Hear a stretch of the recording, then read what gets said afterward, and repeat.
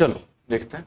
पिछले क्लासेस में जो हमने स्ट्रेट लाइन का किया था तो उसमें क्लास 10 का जितना आइडिया था उस सारे को रिकॉल कर लिया था और उनकी बेसिस पर जितना जो क्वेश्चन यहाँ पे किताब में वो हो गया था। यहाँ से प्रॉपर्ली आपका क्लास 11 जो है वो बिगिन हो रहा है। ठीक है, तो एक बार पहले देख लो, कोई चीज़ अगर लगे कि लिखना भी है तो आप लिख सकते हैं, बाकी पीडीएफ से भी देख पाएंगे बाद में। ठीक है, सबसे पहले देखो कुछ टर्म्स हैं, पहले इन जनरल एक्सप्लेन कर देता हूँ आप लोग को, उसके बाद फिर हम डेफिनेशन वाइज भी इनको देख लें।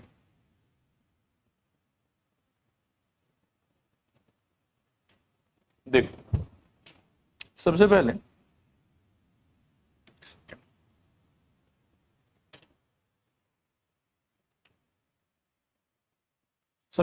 देखो, जैसे मान लो कि ये आपका y एक्सिस हो गया, ये आपका x एक्सिस हो गया। ठीक है ना, इसके अंदर में आप अगर कोई लाइन ड्रॉ करते हैं तो मेरे ख्याल में इस टाइप का ऐसे कुछ ड्रॉ करेंगे आप।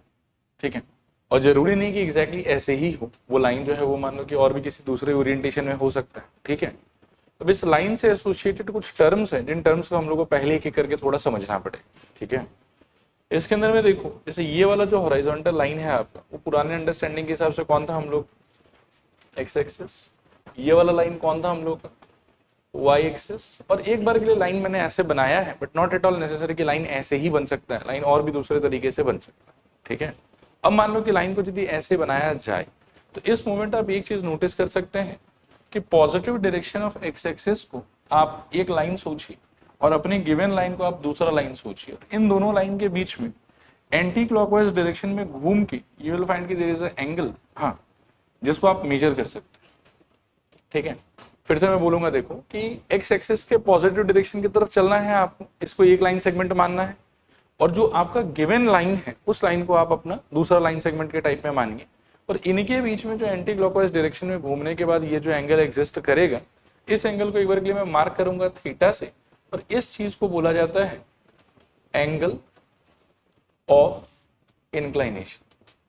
ठीक है, फिर से एक बार मैं रिपीट कर दूं कि क्लास 11 को हम जस्ट अब स्टार्ट कर रहे हैं। ठीक है, क्लास 10 वाला सारा हमने पढ़ लिया था, क्वेश्चंस भी कर लिया था। ये क्लास 11 का पहला डेफिनेशन है जो आपको समझ में आना चाहिए। आओ कि एक्स एक्सिस बनाया, वाई एक्सिस बनाया, और कोई भी लाइन आपने बना ली। ठीक है ना, फिर positive direction of x axis और जो आपका लाइन है उनके बीच में यू विल फाइंड कि एक एंगल एग्जिस्ट करेगा, और इसका मेजरमेंट हम हमेशा एंटी क्लॉकवाइज घूम के ही करेंगे, हम कभी भी क्लॉकवाइज डायरेक्शन में घूम के नहीं करेंगे, क्योंकि अगर आप वैसे देखो एक तरीके से तो positive direction of x axis और आपके लाइन में ये वाला एंगल भी एग्जिस्ट करेगा। ठीक है, लेकिन हम इस एंगल का बात नहीं करेंगे। हाँ,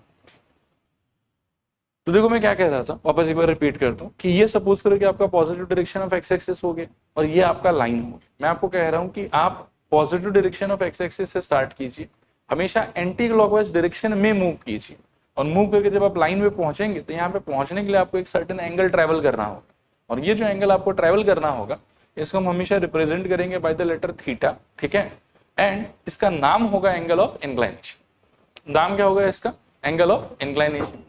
इसको आप ऐसे कंफ्यूज मत करना कि angle between positive direction of x axis and line, क्योंकि अगर वैसे बात करोगे तो आपके पास में एंटी क्लॉकवाइज डायरेक्शन का भी एंगल है और एक क्लॉकवाइज डायरेक्शन का भी एंगल है, लेकिन ये जो क्लॉकवाइज डायरेक्शन में घूम के आप एंगल मेजर करोगे इसको हम कभी भी एंगल ऑफ इंक्लाइनेशन नहीं बोलेंगे। एंगल ऑफ इंक्लाइनेशन का हमेशा मतलब क्या होगा हमारे लिए, एंटी क्लॉकवाइज घुमा हुआ एंगल।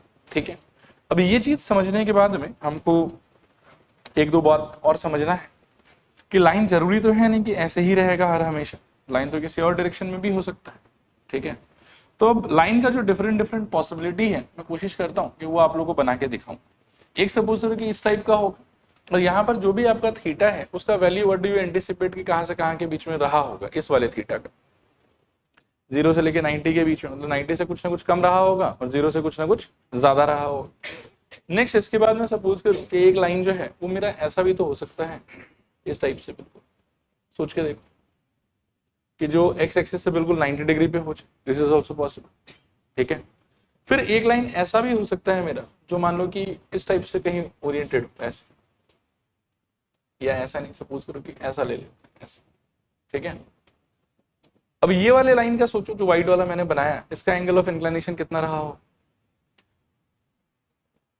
एक बार मैं फिर रिपीट कर देता हूँ, एंगल ऑफ इंक्लाइनेशन मतलब positive direction of x axis, और आप अपने लाइन तक पहुंचने का ट्राई कीजिए by travelling into anti clockwise direction, तो उस लॉजिक से अगर आप काम करेंगे तो इसके लिए ये वाला थीटा होगा, जिस थीटा का वैल्यू मेरे को फील आ रहा है कि अच्छा 0 से ज्यादा है, 90 से कुछ ना कुछ कम है।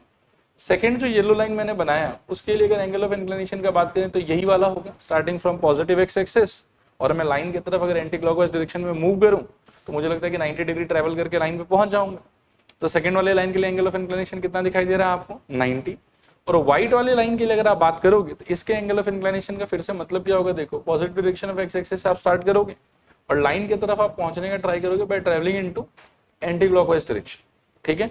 और इस बार you can see from the picture itself कि आपका जो एंगल ऑफ इंक्लिनेशन का वैल्यू होगा वो 90 से भी थोड़ा ज्यादा हो, लेकिन 180 से क्या रहेगा, कम रहेगा। तो आप यहाँ पर देख सकते हैं कि अलग अलग टाइप का लाइन बनाने पे जो एंगल ऑफ इंक्लिनेशन का वैल्यू है वो 0 से स्टार्ट होके मेरे को लग रहा है कि 180 के पहले तक जा सकता है। अब बोलोगे सर आपको ऐसा क्यों लग रहा है, तो एक लाइन में और बनाना चाहूंगा, उसके बाद हम थोड़ा सा बात करेंगे। सपोज करो कि ऐसा कोई लाइन में बना लूँ, मानो कि इस टाइप से ग्रीन कलर का, जो बिल्कुल मैं कोशिश कर रहा था कि पैरेलल टू एक्स एक्सिस हो जाए, ठीक है ना। तो अब इसको ऐसा स्टार्ट करके सोचो कि ये जो पेन है ना, ये पेन ही आपका एक बार के लिए लाइन है, और इस लाइन को बिल्कुल यदि आप एक्स एक्सिस से पैरेलल ऐसे रख देते हो तो इस टाइम पर हम कह सकते हैं कि लाइन और एक्स एक्सिस सिंस एक दूसरे से पैरेलल है, ये एक दूसरे से ओवरलैप ही कर रहा है, तो उस सिचुएशन में इनका जो एंगल ऑफ इंक्लिनेशन है इस वाले लाइन का वो कितना मानना चाहिए, मेरे को 0 मानना चाहिए। फिर जो मेरा लाइन है ना उसको मैं इस तरीके से घुमा सकता हूँ, सोचना ऐसे। तो जब मैं इसको ऊपर की तरफ घुमाऊंगा तो घुमाने पे मेरे को ऐसा लगता है कि एंगल ऑफ इंक्लिनेशन पहले तो 0 था, ठीक है ना, जब ये बिल्कुल पैरेलल टू एक्स एक्सिस था, लेकिन जब मैं इसको ऐसे घुमाऊंगा तो धीरे धीरे मेरा एंगल ऑफ इंक्लिनेशन क्या होगा, बढ़ना स्टार्ट हो। सपोज करो कि थोड़ा घुमाया तो 10 डिग्री, थोड़ा और घुमाया तो 20 डिग्री, थोड़ा और घुमाया तो 30 डिग्री, और घुमा घुमा के बिल्कुल जब एक्स एक्सिस से 90 डिग्री पे ये चला गया तो ये 90 डिग्री का सिचुएशन हो गया। फर्दर मेरे ख्याल में मेरा लाइन और घूम सकता है, ठीक है, और 90 डिग्री से फर्दर और यदि घूमेगा तो एंगल ऑफ इंक्लिनेशन 90 से भी ज्यादा हो जाएगा। अब घूम घूम के जब ये मान लो कि फिर से पैरेलल वाले सिचुएशन में आएगा, ठीक है ना, तो इस टाइम पर आपको ऐसा लग सकता है एक बार के लिए कि मेरा एंगल ऑफ इंक्लिनेशन अब कितना होना चाहिए, 180 डिग्री। लेकिन एक बात सोच के देखो कि जिससे मैंने शुरू किया था और घूम घूम के मैं जहां पहुंच गया उस सिचुएशन में और एकदम फर्स्ट सिचुएशन में कोई डिफरेंस है क्या, मेरे ख्याल में नहीं है, क्योंकि लाइन के अंदर में तो कोई डायरेक्शन वाला बात होता नहीं है कि इसी वाला पार्ट को हम जो है हमेशा स्टार्टिंग मानेंगे, उसको एंडिंग मानेंगे। तो ये वाला सिचुएशन और घूमने के बाद में लास्ट में ये वाला सिचुएशन, ये दोनों सिचुएशन टेक्निकली मेरे लिए सेम है, बात समझ। तो हम क्या करेंगे कि शुरू वाले को सिंस हमने 0 डिग्री का सिचुएशन माना था, तो घूमने के बाद में भी जो आएगा उसको हम 180 डिग्री का सिचुएशन नहीं मान सकते, नहीं तो उससे क्या होगा कि सेम सिचुएशन के लिए आप दो एंगल बता रहे हैं, आया बात समझ। तो शुरू वाले में जो 0 आया था उसको हम मान के चलेंगे कि अच्छा ये मेरा एंगल ऑफ इंक्लिनेशन हो सकता है।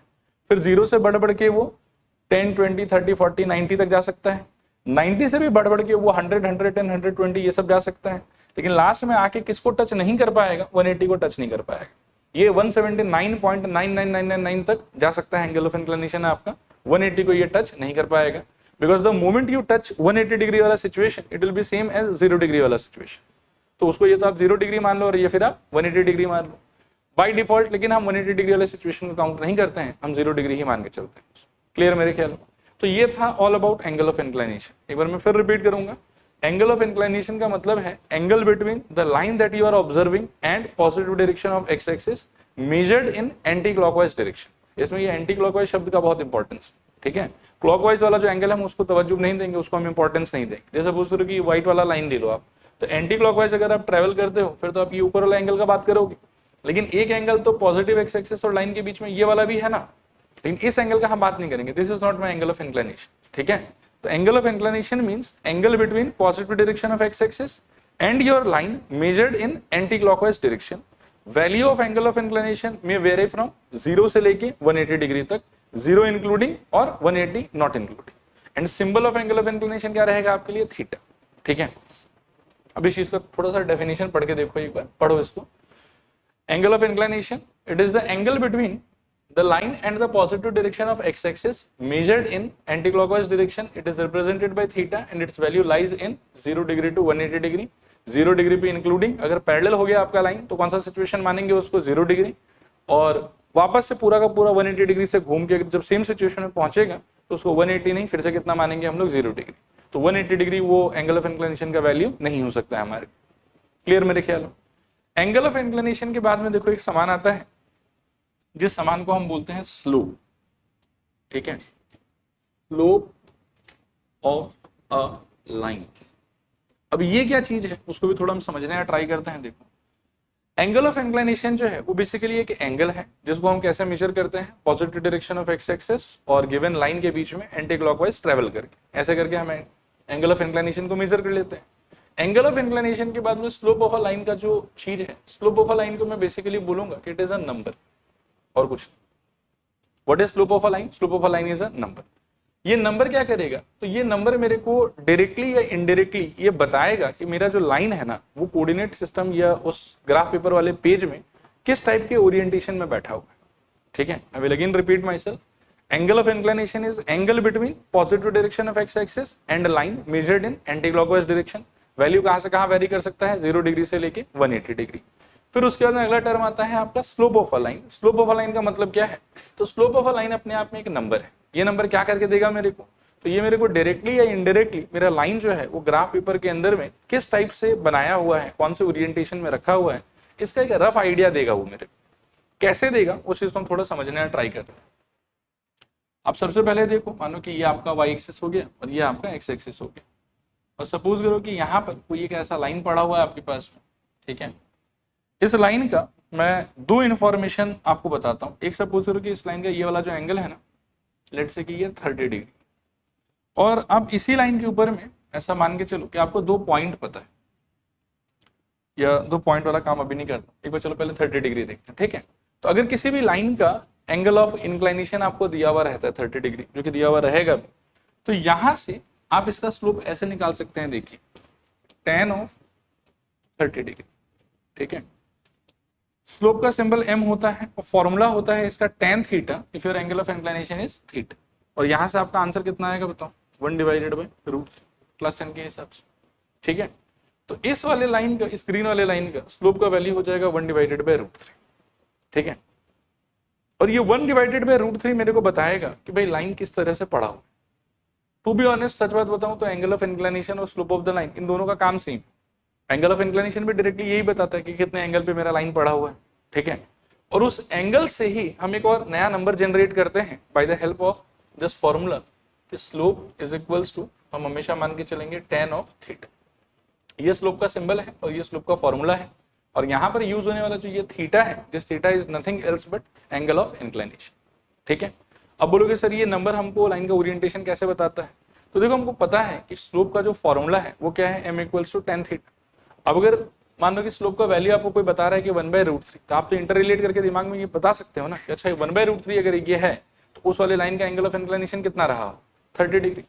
तो आपको पता चल गया कि लाइन आपका कैसे ओरिएंटेड है, ऐसे ओरिएंटेड। ठीक है, अब सपोज करो कि मैं आपको बोलूं कि स्लोप का वैल्यू किसी सिचुएशन में आपको मिल गया 0 डिग्री, तो आप क्या सोच सकते हो कि अच्छा स्लोप अगर 0 आया है मतलब एंगल ऑफ इंक्लिनेशन कितना रहा हो, 0। तो उससे आप कह सकते हो अच्छा लाइन जो है वो फिर पैरेलल टू एक्स एक्सिस रहा हो। सपोज करो कि मैं आपको कभी बोलूं कि m इज इक्वल्स टू, मान लो कि 1 आया है, ठीक है, तो आप क्या रिलेट करोगे, कितना एंगल रहा होगा आपके लाइन का, 45 डिग्री, तभी 1 आ सकता है। आया बात समझ?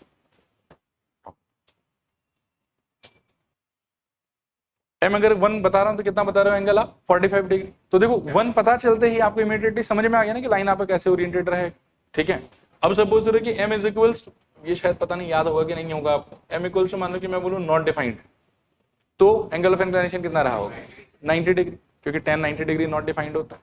तो स्लोप बेसिकली कुछ खास नहीं है, स्लोप जस्ट एक नंबर है। वो नंबर जनरेट कैसे किया जाता है, तो m equals to tan theta के फॉर्मूला से जनरेट किया जाता है। स्लोप का पर्पस क्या है, तो स्लोप आपको इनडायरेक्टली जो है वो आपका लाइन ग्राफ पेपर में कैसे रहा होगा, कौन से ओरिएंटेशन में रहा होगा, इसका एक रफ आइडिया देता है।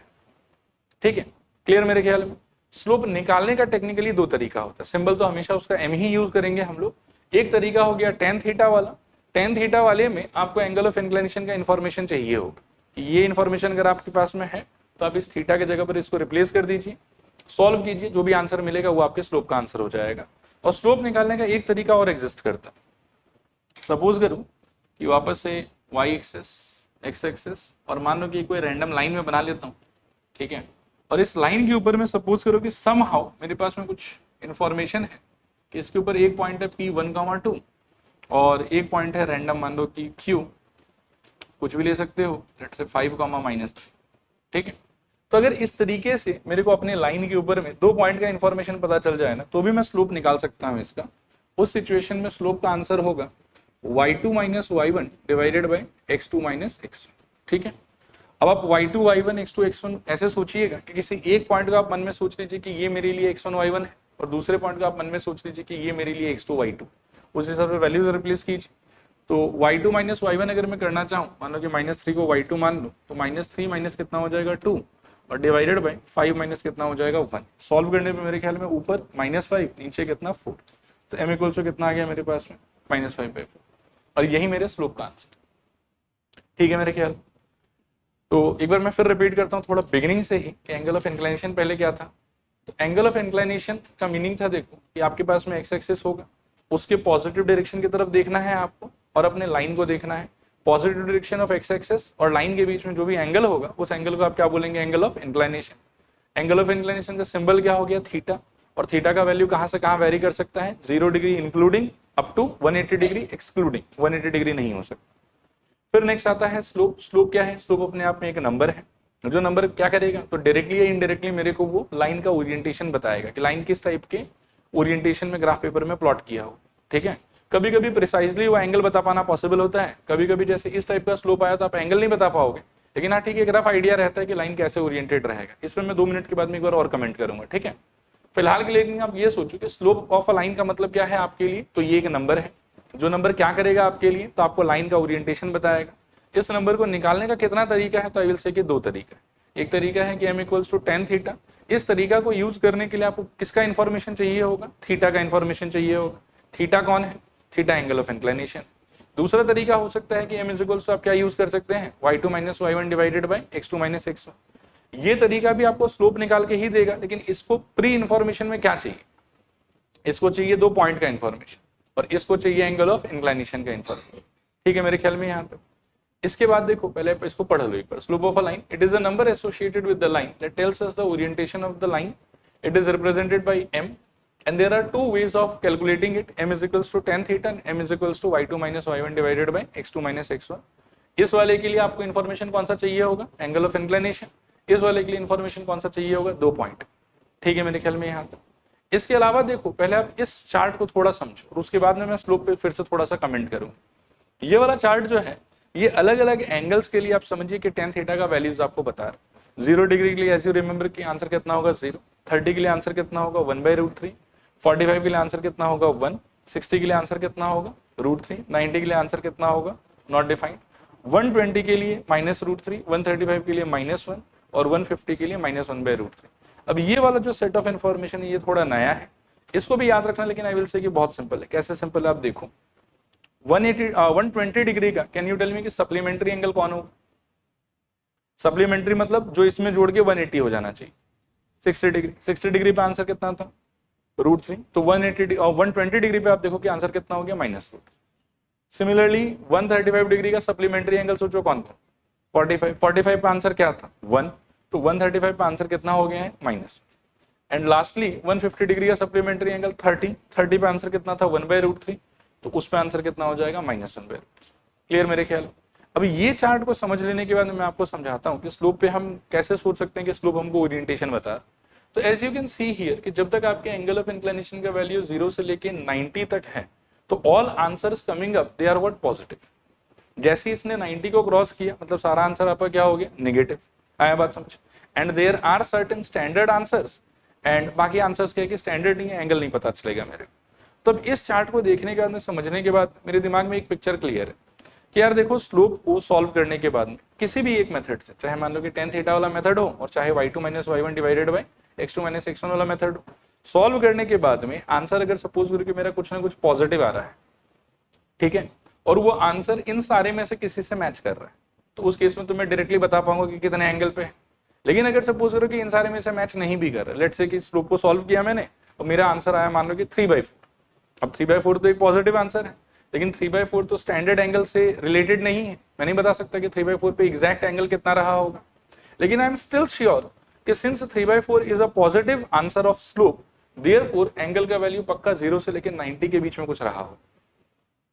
क्या रहा होगा एग्जैक्टली वो बता पाना थोड़ा मुश्किल है आपके स्टेज में, ठीक है। लेकिन 3/4 यानी कि पॉजिटिव आंसर अगर स्लोप का मेरा आ रखा है, तो इसका मतलब है कि मेरा लाइन का जो ओरिएंटेशन है वो कहीं ना कहीं कुछ ना कुछ एक्यूट एंगल पे रहा हो, मतलब 90 डिग्री से कम रहा हो। नॉट डिफाइंड हो गया फिर तो कोई टेंशन ही नहीं कि 90 हो गई।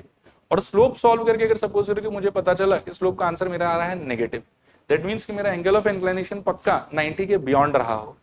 ठीक है, मतलब मेरा एंगल ऑफ इंक्लिनेशन किस टाइप का रहा होगा बताओ, ऑब्ट्यूस। आ रहा बात समझ? फिर से रिपीट करूं कि हो जाएगा? हो जाएगा। अभी वैसे तो क्वेश्चंस है, बट क्वेश्चंस में मूव ऑन करने से पहले मैं फिर से पूछना चाहूंगा, what is the meaning of angle of inclination? Angle between positive direction of x axis, करो सब लोग ट्राई करो, angle between positive direction of x axis and the line measured anti clockwise. Anti clockwise बहुत जरूरी, ठीक है। आपके angle of inclination के लिए सिंबल क्या है? थीटा। आपके एंगल ऑफ इंक्लिनेशन का वैल्यू कहां से स्टार्ट हो सकता है? 0 से कहां तक जा सकता है? 180। 0 को वो इंक्लूड करेगा, टच करेगा, 180 को वो टच नहीं करेगा, 180 के पहले तक रहेगा कुछ ना कुछ। उसके बाद में आता है स्लोप, ठीक है। स्लोप क्या बताता है आपको? Orientation of line. वेग फॉर्म में क्या बताता है आपको? ओरिएंटेशन ऑफ लाइन, कि लाइन कैसा है, लाइन इस टाइप से है, पैरेलल टू एक्स एक्सिस है, 90 डिग्री पे है, इस टाइप से, ठीक है। ये बताता है आपको स्लोप। स्लोप निकालने का कितना तरीका है आपके पास में? दो। क्या क्या? m is equals to tan theta, या फिर m is equals to y2 minus y1 divided by x2 minus x1। tan theta वाला आइडिया आप कब यूज कर सकते हैं? जब आपके पास में एंगल ऑफ इंक्लिनेशन का इंफॉर्मेशन हो। और y2 minus y1 upon x2 minus x1 वाला आइडिया कब यूज कर सकते हैं? जब आपके पास में 2 पॉइंट का इंफॉर्मेशन हो। दोनों आइडिया अल्टीमेटली लास्ट में जाके आपको स्लोप का ही आंसर बताएगा, ठीक है। लेकिन डिपेंड करेगा कि क्वेश्चन में हमको कौन सा इंफॉर्मेशन दिया हुआ है। फिर से स्लोप हमको बताता क्या था? Orientation of line. अब दिमाग में क्वेश्चन आ सकता है कि सर हम कैसे रिलेट करें इसको ओरिएंटेशन ऑफ लाइन से? तो देखो tan थीटा का स्टैंडर्ड चार्ट ये वाला है, 0, 30, 45, 60, 90, 120, 135, 150। इस चार्ट के अंदर में वी कैन क्लियरली सी कि जब तक एंगल ऑफ इंक्लिनेशन का वैल्यू 0 से लेके 90 के पहले तक है, या 0 से लेके 90 के बीच में, यानी कि कोई ना कोई एक्यूट एंगल है, तब तब मेरे स्लोप का आंसर कैसा आएगा? पॉजिटिव आएगा। और जैसे ही मेरे एंगल ऑफ इंक्लिनेशन का वैल्यू 90 को टच करेगा तो स्लोप मेरा नॉट डिफाइंड हो जाएगा। और जैसे ही मेरे एंगल ऑफ इंक्लिनेशन का वैल्यू सपोज करो कि 90 के बियॉन्ड जाएगा, वैसे ही मेरा स्लोप का वैल्यू क्या हो जाएगा? नेगेटिव हो जाएगा। देखो आया समझ के नहीं आया समझ? अब अगर स्लोप का फाइनल आंसर मान लो कि इन सारे नंबर्स में से किसी से मैच कर रहा है, तब तो हम प्रिसाइजली एंगल ऑफ इंक्लिनेशन अपने दिमाग में सोच सकते हैं। मान लो कि सॉल्व किया, स्लोप का आंसर आया 1, तो मैं कह सकता हूं कि मेरा लाइन पक्का 45 डिग्री पे। लेकिन अगर मान लो कि सॉल्व किया और मेरा आंसर आया 3/4, तो मैं ये तो नहीं कह सकता हूं कि वो एग्जैक्टली कितने एंगल पे है, लेकिन एक ब्रॉड आइडिया मेरे दिमाग में रहेगा कि अच्छा ठीक है, angle of inclination must be something between 0 and 90, not beyond 90, क्योंकि पॉजिटिव है वो। और सिमिलरली सॉल्व करके अगर मान लो कि मेरे को मिला -7/5, तो आई एम प्रीटी श्योर कि ठीक है, मेरा जो एंगल ऑफ इंक्लिनेशन है it has to be something more than 90, ठीक है, एंड लेस देन 180। दूसरा बात है कि इस चार्ट को भी याद रखने का देखो तरीका क्या है। 0 से लेकर 90 तक तो क्लास 10 से ही पढ़ते हुए आ रहे हैं, तो वहां तक तो रटा हुआ ही है। उसके beyond there are 3 standard angles, 120, 135 and 150। अभी इनका वैल्यू याद रखने का तरीका ये है कि आप रिकॉल करो कि इनमें क्या जोड़ने से 180 आ जाएगा। तो जैसे 120 में 60 जोड़ने से 180 आ जाएगा। 60 पे आंसर क्या आ रहा था? रूट थे, उसमें बस एक माइनस साइन लगा। 135 पे आंसर क्या होगा? तो उसके लिए पहले आप सोचो कि इसमें क्या जोड़ने से 180 हो जाएगा, तो 45। 45 पे आंसर क्या आ रहा था? 1, तो इसका आंसर होगा -1। सिमिलरली 150 पे, तो उसके लिए पहले सोचना कि क्या जोड़ने से 180 बनेगा, तो आंसर इसके 30 जोड़ने से 180 बनेगा। 30 पे आंसर क्या आ रहा था? 1/√3, तो इस पे आंसर क्या आ जाएगा? -1/√3। तो विद दिस हमारा एंगल ऑफ इंक्लिनेशन का आइडिया और स्लोप का आइडिया हो गया खत्म। अब उसके बेसिस पर जितना भी क्वेश्चन है उसको थोड़ा करने का ट्राई कर। कॉपी में आप लोग 2 चीज लिख लो, ये अब नहीं भी लिखोगे तो भी चलेगा, थ्योरी तो यहां से भी देख सकते हैं, क्वेश्चन से करते हैं सीधे। करो, स्टार्ट करो, आओ देखते हैं। इसमें ये 3 क्वेश्चन है, तीनों में बेसिकली आपको स्लोप ही चाहिए, ठीक है। और तीनों में एज यू कैन सी कि 2-2 पॉइंट का इंफॉर्मेशन दिया हुआ है आप, ठीक है। तो पहले मैं फर्स्ट पार्ट को करता हूं। m इज इक्वल्स टू क्या हो जाना चाहिए बताऊं? y2 minus y1 divided by x2 minus x1। I think 4 minus 2 upon में -1 -3। सॉल्व करने पर आई थिंक ऊपर 6 हो जाएगा और नीचे शायद -4 हो जाएगा। So ultimately I think -3/2। ये आपके फर्स्ट पार्ट का आंसर हो, ठीक है।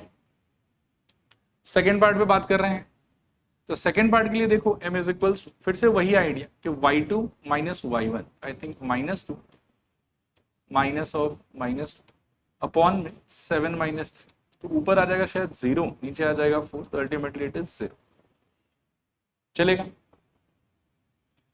फिर आते हैं थर्ड वाले, तो थर्ड वाले में भी देखो 2 पॉइंट का इंफॉर्मेशन है, तो m इक्वल्स टू 4 -2 और नीचे ये शायद रिपीट ही हो गया क्या, पर ठीक है चलो कर ही देता हूँ, -1 -3, शायद टाइपिंग में कुछ एरर हो गया होगा, -6/-4 इट शुड बी -3/2, ठीक है, कुछ वैसे अलग रहा होगा बट पता नहीं, ठीक है चलो जो भी आएगा सॉल्व तो कर ही लोगे आप, चलेगा।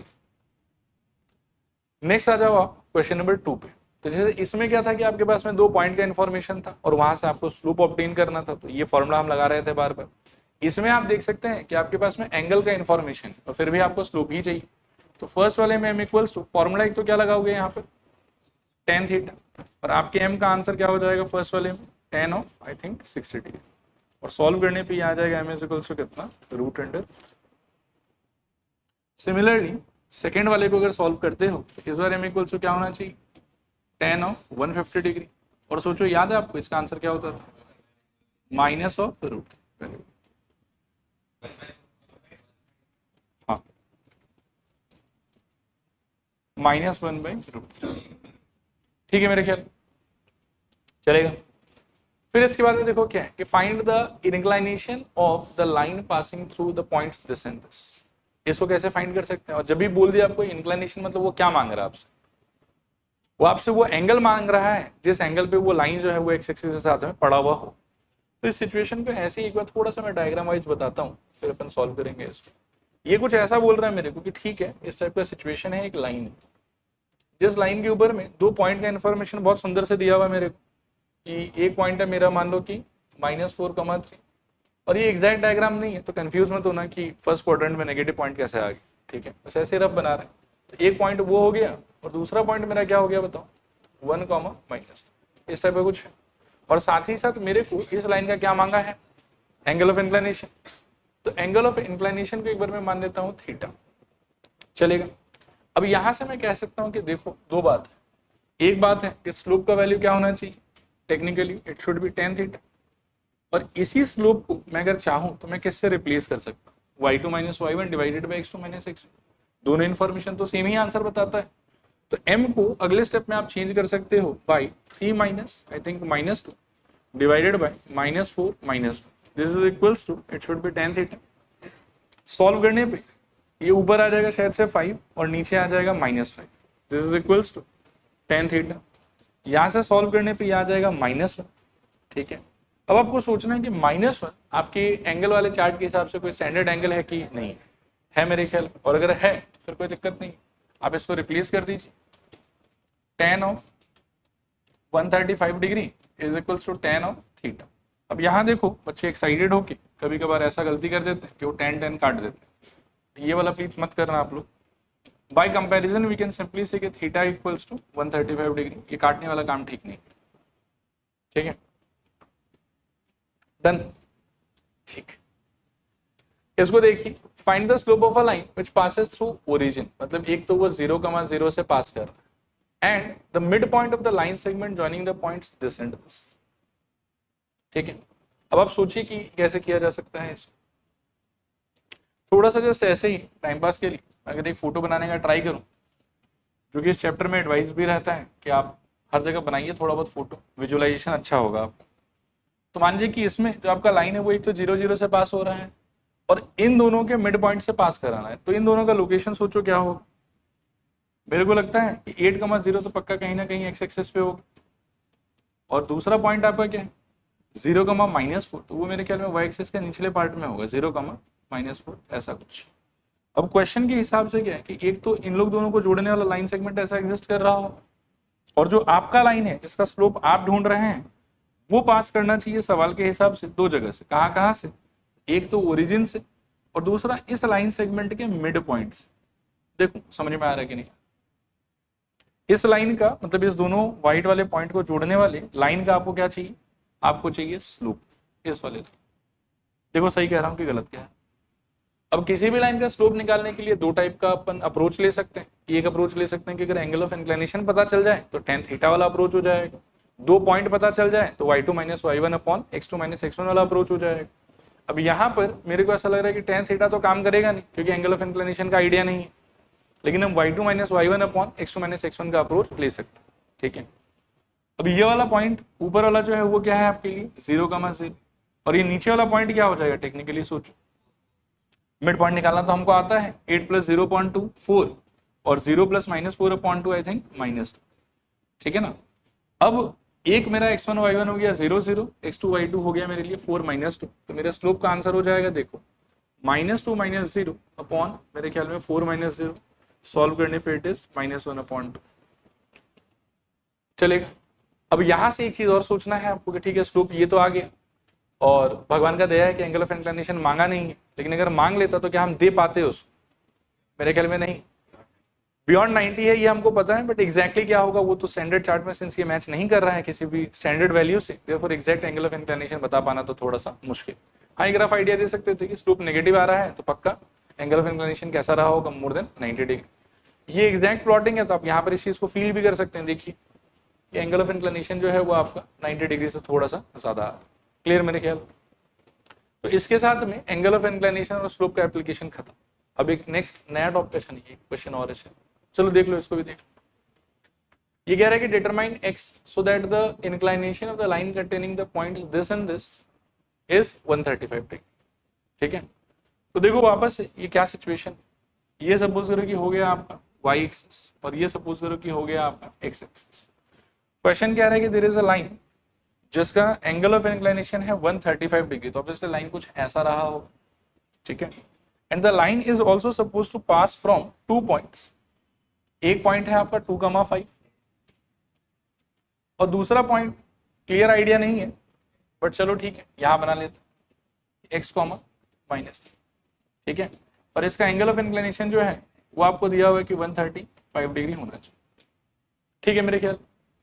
वापस से you can begin with this idea कि अच्छा स्लोप का value it should be tan of 135, लेकिन स्लोप का दूसरा आइडिया क्या हो सकता है y2 - y1 by x2 - x1, तो उसके हिसाब से अगर आप सोचोगे तो यहाँ क्या आ जाएगा, सोचो I think -3 - 5 upon x -2 and this is equals to, इसको सॉल्व करने पे आंसर कितना आएगा -1, so it is -8 upon x -2 is equals to -1, cross multiply करने पे -8 equals to negative of x -2, और यहाँ से -8 is equals to I think -x + 2, x को यहाँ ले आओ 8 को वहां ले जाओ तो x equals to I think आना चाहिए आपके 10, ये आपका आंसर, देखो क्लियर है, ठीक है। अब यहाँ पर आके फाइनली मान लो कि स्लोप और एंगल ऑफ इंक्लिनेशन का आइडिया खत्म, इसके बाद में कुछ और नया आइडियाज, ठीक है, डायरेक्टली एक्सप्लेन ही कर देते हैं। देखो some important result related to slope of straight lines, ठीक है। अब स्लोप क्या है ये तो हमने समझ लिया, ठीक है। एक बार वापस से रिकॉल करो, आपके एंगल ऑफ इंक्लिनेशन क्या था बताओ,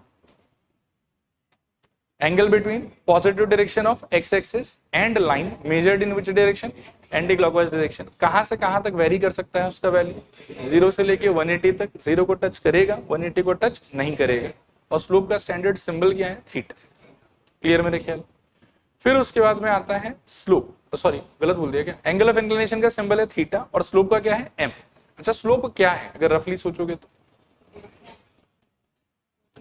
ओरिएंटेशन ऑफ लाइन, कितने तरीके से उसको आप फाइंड कर सकते हो, दो, सिंबल क्या है उसका m और दो तरीका क्या है उसका, m equals to tan theta and m is equals to y2 - y1 divided by x2 - x1। Question में क्या इंफॉर्मेशन दे रखा है, अकॉर्डिंगली वी विल चूज कि हमको कौन से रास्ते जाना है, और कभी कभी तो ऐसा होता है कि एक ही क्वेश्चन में दोनों रास्ता हमको चलाना भी होता है, ठीक है मेरे ख्याल।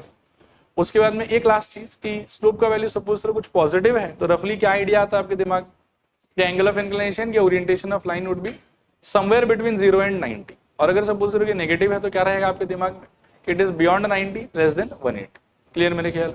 उसके बाद में क्या है देखो कि स्लोप से ही related there are many more ideas जो हमको क्लियर होना चाहिए, ठीक है। There are some standard situations, एक एक करके उन पे बात करते हैं। सबसे पहले है देखो कि अगर आपका लाइन x एक्सिस से पैरेलल हो जाए तो क्या हो, ठीक है। तो मान लो कि आपका लाइन इस सिचुएशन में इस टाइप का कुछ पड़ा हुआ है ऐसा पैरेलल टू x एक्सिस, तो पैरेलल टू x एक्सिस होने से आप पहले ये सोचो कि आपके एंगल ऑफ इंक्लिनेशन का वैल्यू क्या होगा।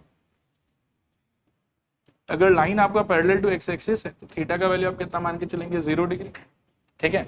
और इस सिचुएशन में m इक्वल्स टू क्या हो जाएगा बताओ, tan of 0 that is equals to how much, 0, so I can say कि m इक्वल्स टू कितना हो रहा है 0, अब इससे दो बातें देखो, पहला बात ये है कि अगर आपका line parallel to x axis होता है, सेम मूवमेंट पे यू कैन ऑल्सो से कि line perpendicular to Y axis हो रहा हो, तो if your line is either parallel to x axis और perpendicular to Y axis, in those situations your slope का answer will be what, 0 and vice versa, कि अगर line है parallel to x axis तो स्लोप है 0, और अगर slope है 0 तो लाइन होगा पैरेलल टू एक्स एक्सिस। ये आइडिया, ये पिक्चर आपके दिमाग में एकदम सेट हो जाना चाहिए। अगर लाइन है परपेंडिकुलर टू वाई एक्सिस तो स्लोप होगा 0, और अगर स्लोप है 0 तो लाइन होगा perpendicular to Y axis. Clear मेरे ख्याल। इसके अंदर अगला है देखो कि slope of a line parallel to Y axis. अब एक्स एक्सिस की जगह सपोज करो कि लाइन को अगर मैं ऐसा ड्रॉ करूं कि वो पैरेलल टू वाई एक्सिस हो जाए, तो अब आप खुद भी सोच सकते हैं कि क्या हो रहा हो। बताइए मेरे को, इसका अगर पैरेलल टू इसको मैंने वाई एक्सिस से ड्रॉ किया है, तो आप सोचिए कि पहले थीटा कितना आया होगा, थीटा आया होगा 90। अब थीटा के चक्कर में एम क्या हो गया होगा, M equals to tan of 90 and that is equals to how much, not defined. ठीक है, so M equals to technically last में कितना है मेरे पास में, नॉट डिफाइंड। ठीक है, अब यहां से हमारे दिमाग में पिक्चर एकदम क्लियर होना चाहिए कि कभी भी अगर कोई ऐसा लाइन में फेस कर रहा हूं which is parallel to Y axis, तो उसका स्लोप होगा नॉट डिफाइंड। किसी भी लाइन का स्लोप है नॉट डिफाइंड तो वो होगा parallel to Y axis. X axis के साथ में भी रिलेट करके सोच सकते हैं कि अगर कोई लाइन है परपेंडिकुलर टू एक्स एक्सिस तो उसका स्लोप होगा नॉट डिफाइंड, किसी का स्लोप है नॉट डिफाइंड तो लाइन होगा परपेंडिकुलर टू एक्स एक्सिस। ये पिक्चर एकदम दिमाग में क्लियर रहना चाहिए, चलेगा। फिर इसके बाद में आता है आप slope of line equally inclined to both the axis is equals to plus minus. ठीक है, ये कैसे होता है देखो, इक्वली इंक्लाइंड शब्द का मतलब है कि आपके पास में एक ऐसा लाइन होना चाहिए जिसका एक्स एक्सिस और वाई एक्सिस के साथ में एंगल सेम। ठीक है, और एंगल सेम होने का क्या क्या पॉसिबिलिटी है वो मैं आपको दिखाता हूँ, यहाँ ध्यान से देखो। एक हो सकता है कि इस व्हाइट कलर का लाइन हो आपके पास, ठीक है, कि एक्स एक्सिस और वाई एक्सिस के साथ में ये सेम एंगल बनाता है। तो कहने का मतलब है कि एक्स के साथ में पक्का इसको कितना बनाना पड़ेगा, 45, ताकि वाई के साथ में भी कितना हो जाए 45, सच दैट कि ओवरऑल ये एंगल कितना रहे 90। एक ही ये पॉसिबिलिटी। और इस पॉसिबिलिटी के टाइम पर क्या है कि ये जो व्हाइट वाला लाइन है ना, इसके लिए ये 45 डिग्री को ही मैं थीटा कह सकता हूँ, यही थीटा है। और ये यदि थीटा है तो सोचो कि स्लोप कितना हो जाएगा, m equals to tan theta होता था तो tan ऑफ 45, तो सॉल्व करने पे कितना आ जाएगा 1। तो if the lines are equally inclined with x axis and y axis, यानी कि they are making same angles with x axis and y axis, तो उस सिचुएशन में स्लोप का एक पॉसिबल वैल्यू है 1। मेरे ख्याल में समझ में आ रहा होगा। फिर इसी चीज को देखो, ऐसा भी हो सकता है, ये यहीं बना देता हूँ, चलो ऐसा भी तो हो सकता है ना कि एक लाइन इस टाइप का रहे, ठीक है, जो मान लो कि x और y के साथ में एंगल तो सेम बना रहा है। बोलो कैसे सेम बना रहा है, तो देखो यहाँ पे सोच लो कि ये वाला एंगल मान लो कि 45 और ये वाला एंगल भी 45। तो ये जो लाइन है इसका x एक्सिस और y एक्सिस है, जब आप नापेंगे कि एंगल कितना कितना है तब तो 45 दिख रहा है आपको। तो इस ऑरेंज वाले लाइन को भी मैं line equally inclined with both the axis तो बोल सकता हूँ, लेकिन ऑरेंज वाले लाइन के लिए कहना इससे कि एंगल ऑफ इंक्लाइनेशन का वैल्यू भी 45 ही है। No, angle of inclination orange वाले लाइन के लिए कितना हो जाएगा, 135। परफेक्ट, एकदम सही सोचा आपने। एंगल ऑफ इंक्लिनेशन तो भाई यहां से स्टार्ट करके पूरा एंटी क्लॉकवाइज घूम के फिर ऑरेंज पे पहुंचेंगे तब होगा ना। तो एंगल ऑफ इंक्लिनेशन तो ये पिंक वाला पार्ट मार्क कर रहा है। अभी पिंक वाला पार्ट का वैल्यू कितना होगा सोचो, यहां से लेके यहां तक आई थिंक 90, और 90 प्लस 45 कितना बता रहा है, 135। तो अगर ऑरेंज वाले लाइन के कॉन्टेक्स्ट में मैं सोचूं तो मेरा स्लोप का आंसर कितना आएगा सोचो, m equals to tan of 135 and this is equals to ultimately minus. इसीलिए ये वाला पॉइंट कि अगर मेरा लाइन इक्वली इंक्लाइंड है towards x axis and y axis both, तो आइदर माय स्लोप में भी 1 अगर ये व्हाइट वाले लाइन जैसा सिचुएशन है, और माय स्लोप में भी -1 अगर मान लो कि ये ऑरेंज वाले लाइन जैसा सिचुएशन। कहां पर क्या होगा वो हमको पता नहीं रहेगा, हम तो दोनों केस को ही हमेशा सॉल्व करेंगे। ठीक है, तो देखो यहाँ तक 3 इंपॉर्टेंट पॉइंट हमने डिस्कस किया। पहला कि लाइन अगर पैरेलल टू हो जाए x एक्सिस तो स्लोप का क्या होगा बताओ, 0। If line is parallel to x axis slope is 0, and if slope is 0 then line is parallel to x axis. If line is perpendicular to x axis slope will be not defined, and if slope is not defined then line will be perpendicular to x axis. तीसरा मैंने बोला कि if line is equally inclined with both the axis then the slope will be 1 or the slope may be -1, and if the slope is 1 or -1 then you can say कि okay line is equally inclined with both the axis. ठीक है मेरे ख्याल। अगला आता है देखो, if two lines are parallel then their slopes are equal and vice versa. इसका मैं थोड़ा सा प्रूफ भी आपको दिखा सकता हूँ, 2 मिनट का ही है। देखो ध्यान से, मानो कि ये y एक्सिस, ये सपोज करो कि x एक्सिस, अब अगर मान लो कि दो पैरेलल लाइन मेरे को बनाना है, तो आई थिंक लाइंस मेरे को ऐसा बनाना चाहिए ना, एक इस टाइप का, एक सपोज करो कि इससे पैरेलल ऐसा बना देता हूँ, चलेगा ना? एक बार डिस्टिंक्शन रखने के लिए इसको मैं L1 बोल देता हूँ, इसका जो भी स्लोप आएगा M1, इसको मैं L2 बोल देता हूँ, इसका जो भी स्लोप आएगा उसको मैं M2 बोल देता हूँ, ठीक है? अभी L1 का स्लोप निकालने के लिए सपोज करो कि मैं एंगल ऑफ इंक्लिनेशन को चूज करता हूँ, तो ये वाला मेरे ख्याल में एंगल ऑफ इंक्लिनेशन रहेगा उसका, इसको मैं एक बार कह देता हूँ कि ये θ1, ठीक है? और L2 का स्लोप निकालने के लिए मुझे उसका एंगल ऑफ इंक्लिनेशन चाहिए हो, तो लेट्स से कि मैं θ2 कह देता हूँ उसको, ठीक है? लेकिन सोचो आप ध्यान से कि अगर ये दोनों ग्रीन लाइन सच में एक दूसरे से पैरेलल है, तो डोंट यू थिंक कि θ1 θ2 सेम हो? क्यों? करेस्पॉन्डिंग एंगल्स, ठीक है? ये वाला पैरेलल हो गया, और ये जो व्हाइट वाला एक्स एक्सिस है आपका, that is behaving as transversal, ठीक है? तो θ1 and θ2 they are place in such a way कि वो लोग दोनों कौन सा पोजीशन पे है? करेस्पॉन्डिंग एंगल्स की पोजीशन पे।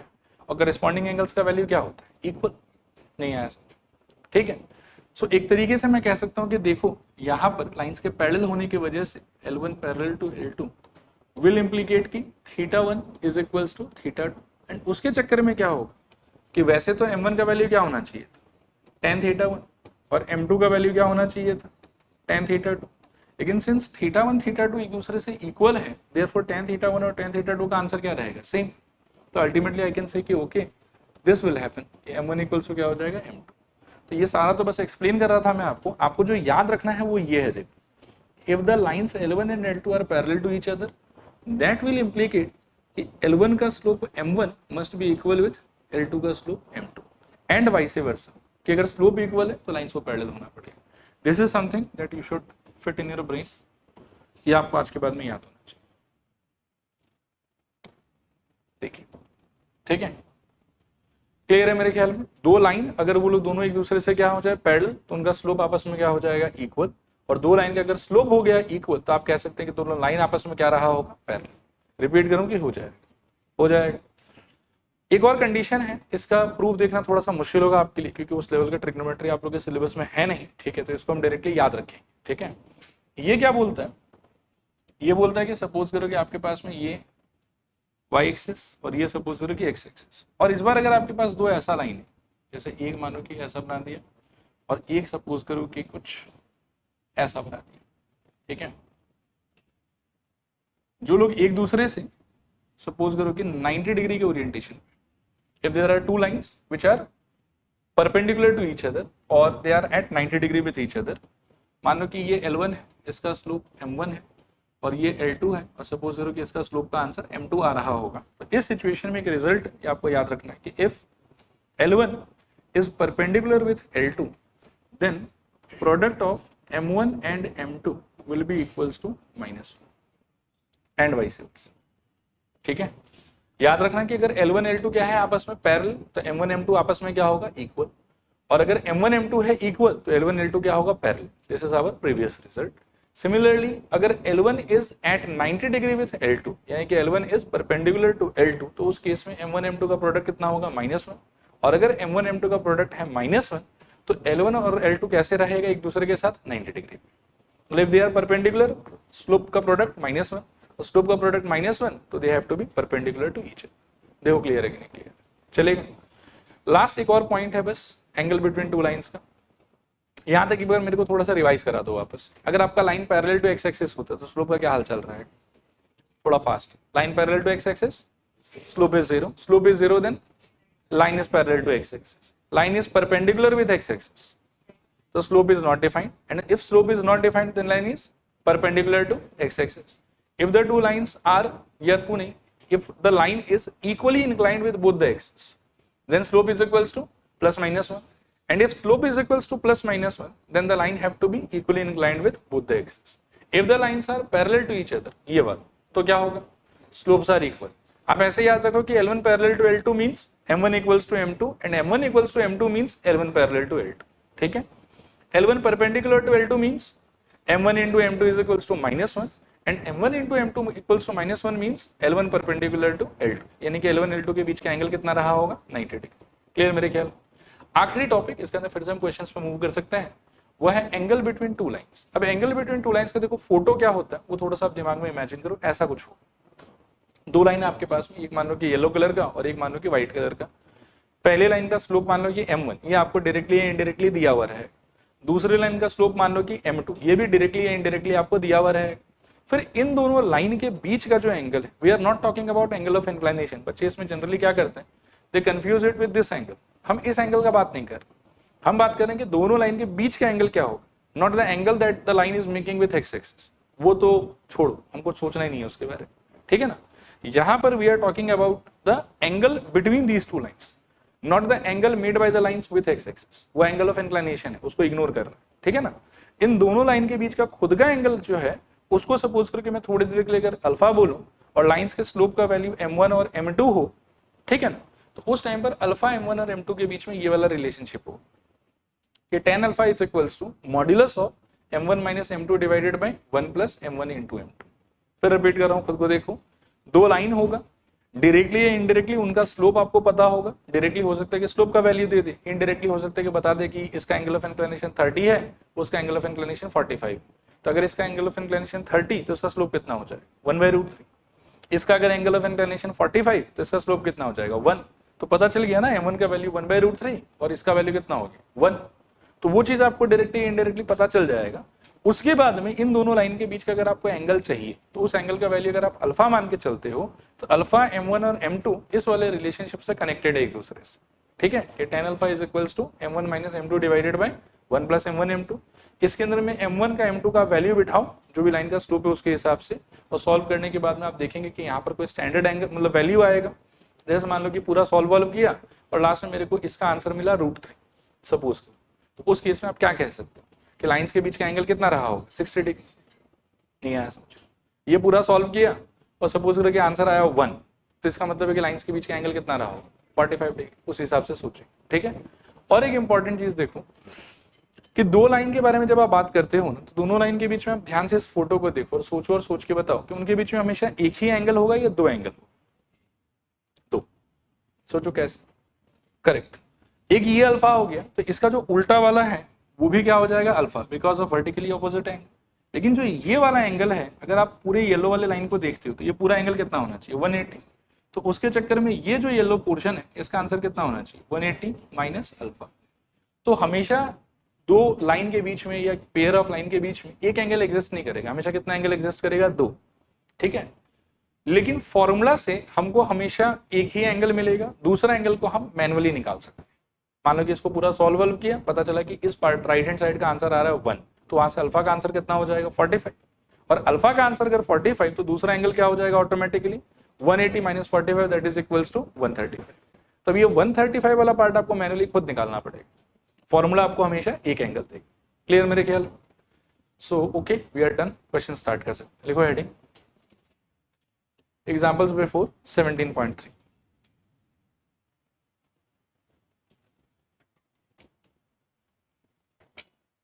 ठीक है, देखो पहला एग्जांपल देखो, find the angle between x axis and the line joining the points this and this. क्या सोचते हो, क्या दिया भाई?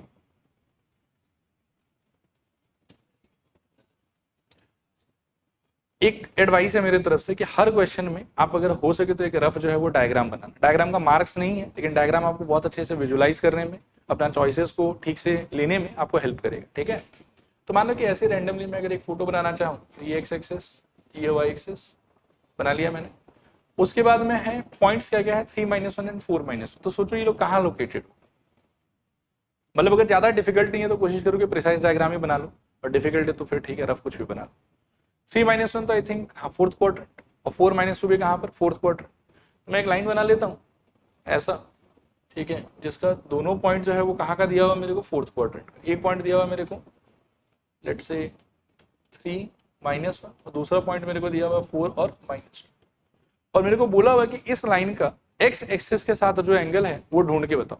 तो एक्स एक्सिस के साथ में एंगल कौन सा, ये वाला ले सकते, आया बात समझ? ठीक है, तो इसको तो मुझे लगता है कि स्लोप का आइडिया से ही कर सकते हैं।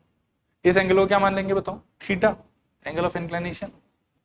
लिखो, हम कह सकते हैं कि m इज इक्वल टू क्या होना चाहिए tan थीटा।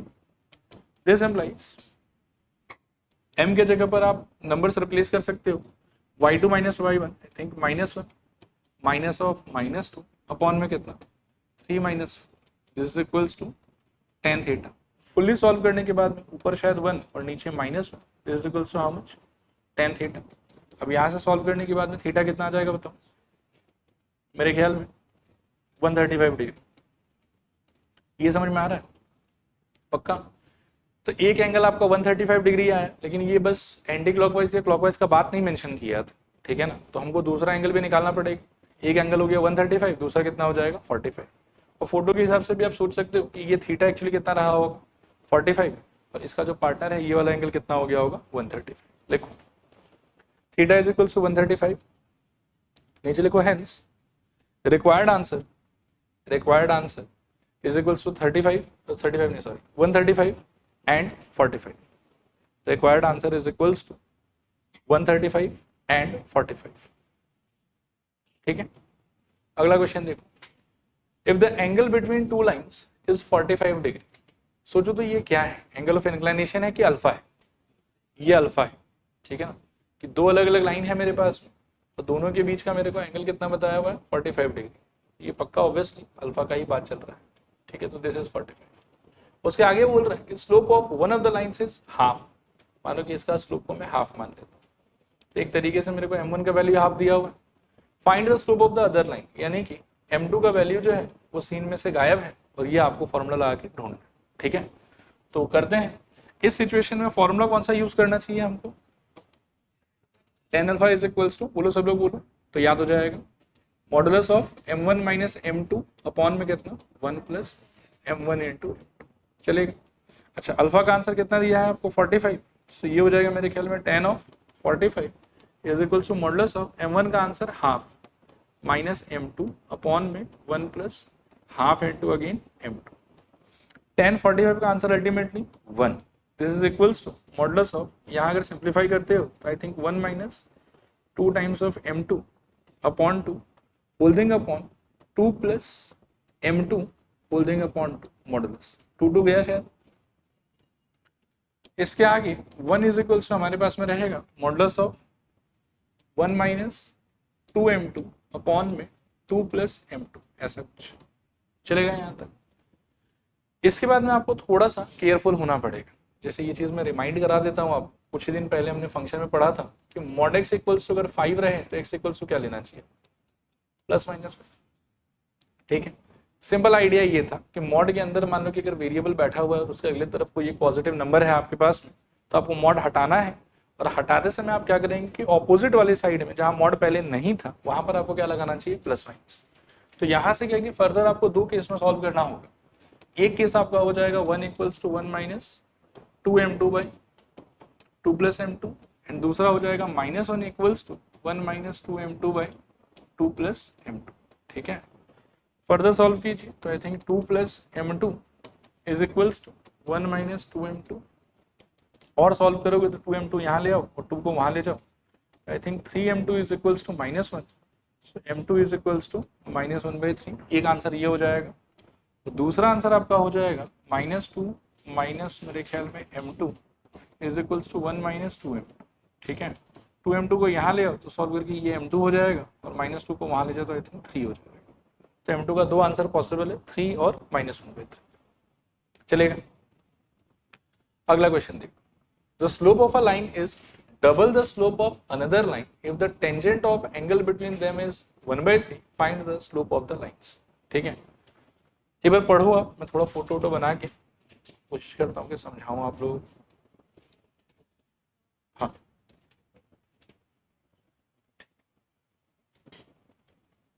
ठीक है।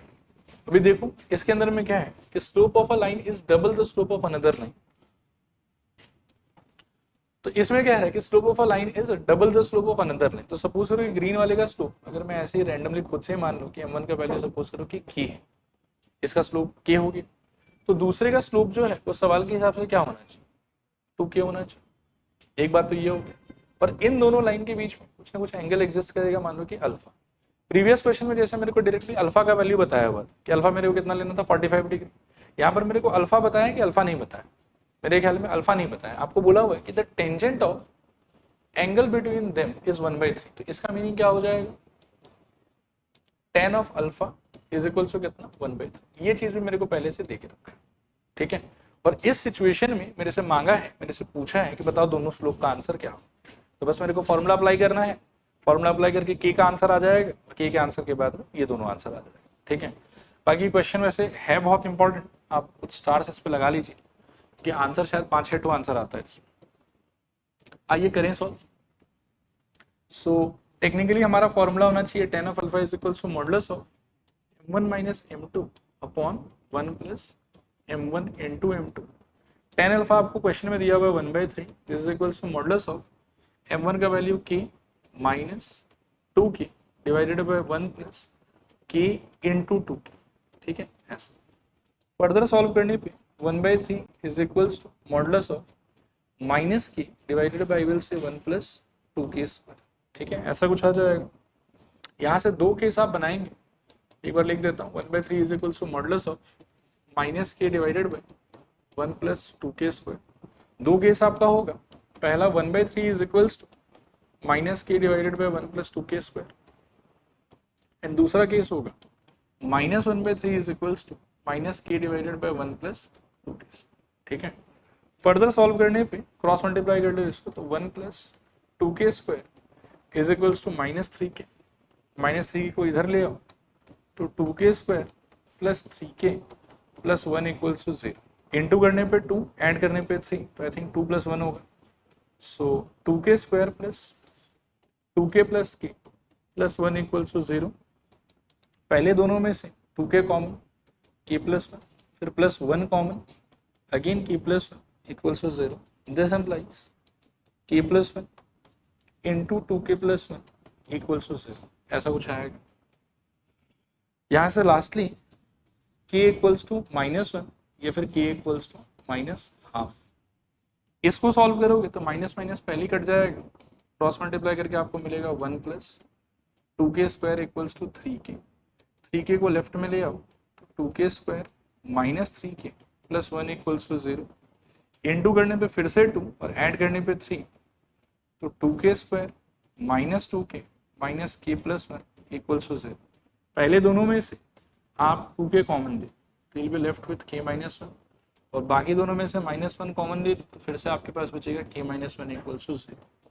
दिस एम्प्लाइज k माइनस 1 फिर से कॉमन, अंदर बचेगा 2k माइनस 1 इक्वल्स टू 0, और यहाँ से k इज इक्वल्स टू या तो 1 और या फिर k is equals to half.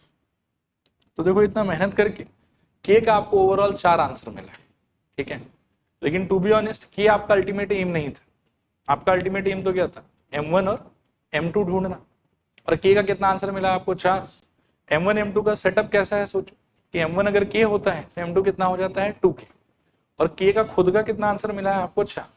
तो आपका जो आंसर होगा ना वो लिखो रिक्वायर्ड आंसर, ध्यान से लिखना। एक आंसर हो सकता है क्या, अगर k का वैल्यू आप -1 लेते हो तो m1 का वैल्यू -1 हो गया क्योंकि m1 का वैल्यू k था, और m2 का वैल्यू क्या था उसका डबल, तो -1 के साथ पार्टनर कौन हो जाएगा -2। ये एक आंसर। नेक्स्ट आंसर क्या हो सकता है बताओ, k का एक और वैल्यू कितना है आप -हाफ, उसका डबल कितना हो जाएगा -1।